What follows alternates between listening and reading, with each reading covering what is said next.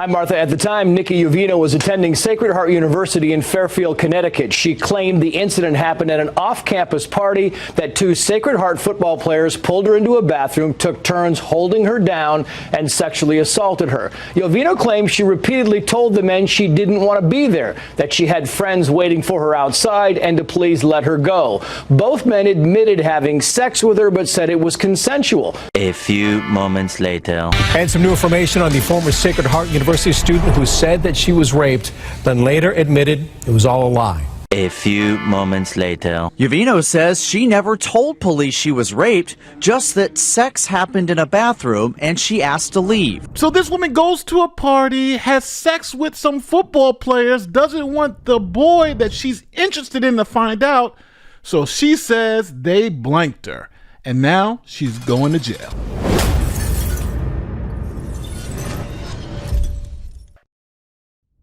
This is Nikki Uvino. She's a 19-year-old student at Sacred Heart University. Now, on October 15th, police were dispatched to St. Vincent's Medical Center for a claim of sexual assault. Now, Uvino told police that she attended a Sacred Heart Football Club party that night. She told police that she was pulled into a room, and she told the men that pulled her into the room that she didn't want to be there and she didn't want anything to do with them. She even pleaded that her friends were waiting outside, that she needed to go. But she said the men continued to assault her.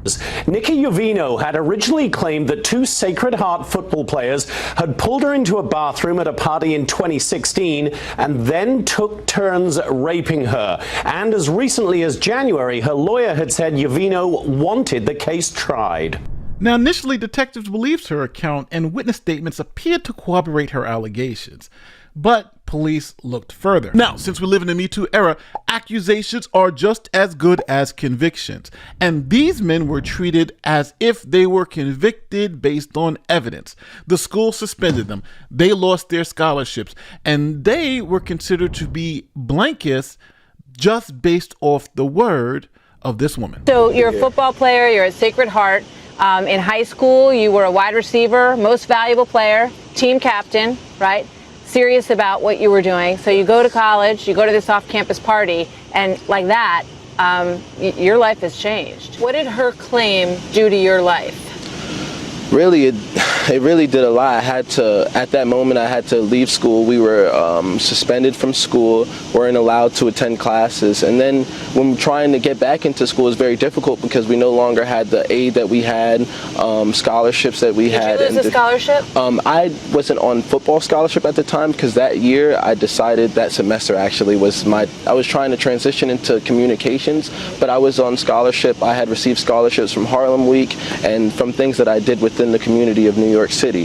So from that, it was just crazy because I didn't even have opportunity to gain those things and to transition my life into what I wanted to transition it to. Now, obviously, this is from the bane of believe all women. Now, police continued to investigate this crime and found some evidence that seemed to suggest this didn't happen the way the victim was portraying it. First, police found explicit text messages between Uvino and the two male students she was accusing. The text messages were so damning because it showed Uvino actually planned this event and it was 100% consensual. Then police were able to recover video of the incident. The video directly contradicted Uvino's testimony, showing that she was not only a willing participant, but seemed to be enjoying the interaction. Police also interviewed other people at the party who also contradicted Uvino's story. So police, armed with this contradictory information, brought Uvino in for a second interview where she admitted she lied.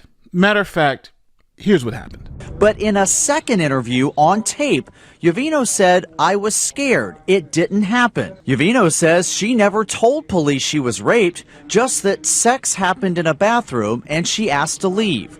But Bridgeport police say there is video of the incident that questions her story. This case is being watched nationally because it's happening in the shadow of the Me Too movement, where people are beginning to question exactly what it means to be sexually assaulted. So you heard that right. She said she never told police that she was assaulted. They made that up. So now the police had investigated this crime, and on top of that, she filed a police report under penalty of perjury. So the DA charged her. Student from Long Island now facing charges of falsely accusing two men of rape, and at least one of them is a college football player from Connecticut.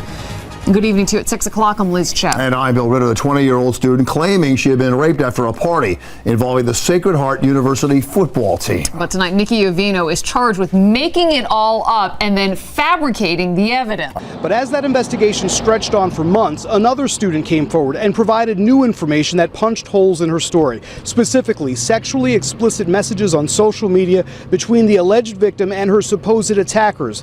Part of the incident was also recorded on one of the men's cell phones.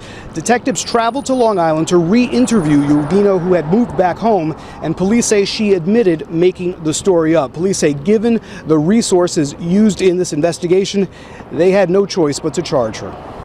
Certainly, if you're a victim of sexual assault, we want to hear from you. We will do a thorough investigation, but please just tell us the truth. And, you know, had she done that early on, then I don't think she would have been charged. Uvino is charged with falsely reporting an incident and tampering with evidence. With the evidence stacking up against her, the text messages, videos, witnesses, it did not look good. But Uvino's lawyer was confident and said they were going to trial to prove not only was she not lying, but that she was assaulted. We're ready to get this story in front of a jury. We think that there is more to this story than has been portrayed in the media.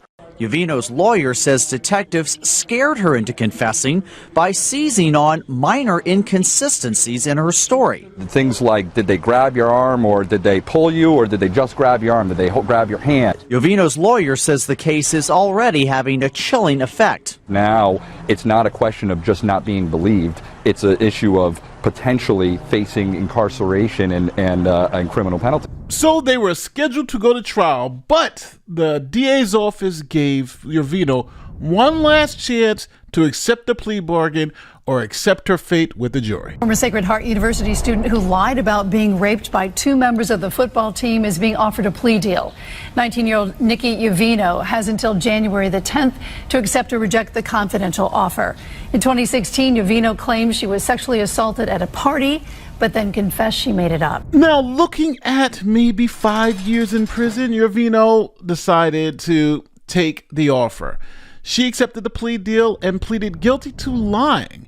And listen to her excuse on why she claimed she was assaulted by these two young men. But this week, Uvino accepted a plea deal admitting she had made up the assault allegation because, as her arrest warrant affidavit stated, quote, it was the first thing that came to mind, and she didn't want to lose another male student as a friend and potential boyfriend. And the affidavit also said Uvino believed when the other student, quote, heard the allegation, it would make him angry and sympathetic to her.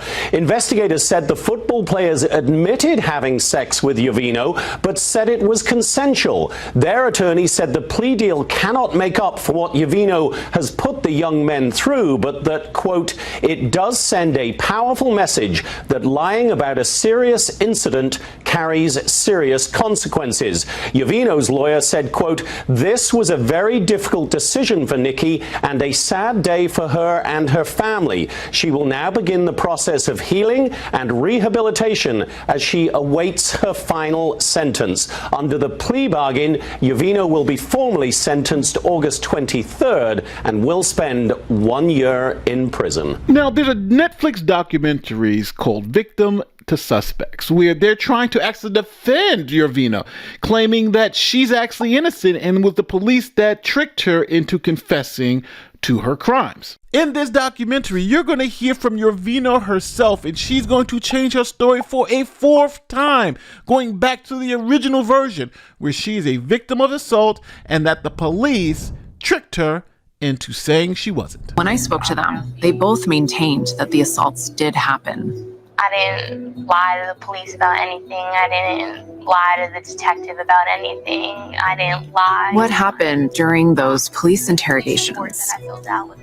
Now really think about what Netflix is trying to do. They're trying to gaslight everyone to the nth degree. Think about it. All the evidence shows this young lady wasn't raped. All the witnesses say she wasn't raped. Then there's video of the incident that shows that she wasn't raped. But yet Netflix still is trying to put forward the narrative that not only was she raped, but that police had a hand in helping these rapists get off. So Yovino served her 1 year in jail. She was sued by the 2 young men, and she now is claiming that they still assaulted her. Let me know what you think in the comment section. Would you sue this woman? If you were those 2 men, would you sue this young woman for defamation?